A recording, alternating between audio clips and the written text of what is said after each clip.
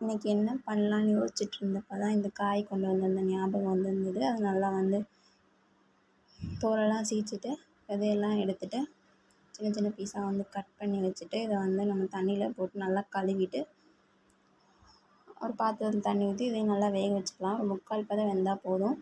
மிச்சத்தை வந்து சர்க்கரை பாகில் போட போகிறோம். அடுத்து வந்து நல்லா வேக வச்ச காயை வந்து எடுத்து வச்சுக்கலாம் தனியாக. வேறு பாத்திரத்தில் வந்து அந்த காய்க்கு தகுந்தாப்பில் சர்க்கரை, அதை விட கொஞ்சம் எக்ஸ்ட்ரா தண்ணி ஊற்றி நல்லா சர்க்கரை கரையும். இந்த வேக வச்சுருந்த காயை எடுத்து போட்டுக்கலாம். சர்க்கரையோடு அந்த காயை சேர்த்து நல்லா வற்றணும். அப்போ தான் அந்த சர்க்கரை பாகு உள்ளே இறங்கும். ஓரளவுக்கு நல்லா வற்றினோடனே எடுத்து வச்சுட்டு கேசரி பவுடர் உங்கள்கிட்ட கலராக இருந்தால் போட்டுக்கலாம். இல்லை ரெட் கலர் இருந்ததுனால அதில் கொஞ்சமாக தண்ணி ஊற்றி கலந்து அதை நல்லா கலக்கி விட்டுட்டேன். இப்போ வந்து ரெட் கலராக சூப்பராக இருக்குது பார்த்தீங்களா. இது காய வந்து நல்லாயிருக்கும். இதை வந்து நான் நாளைக்கு காய வச்சு இன்னொரு வீடியோ போடுறேன்.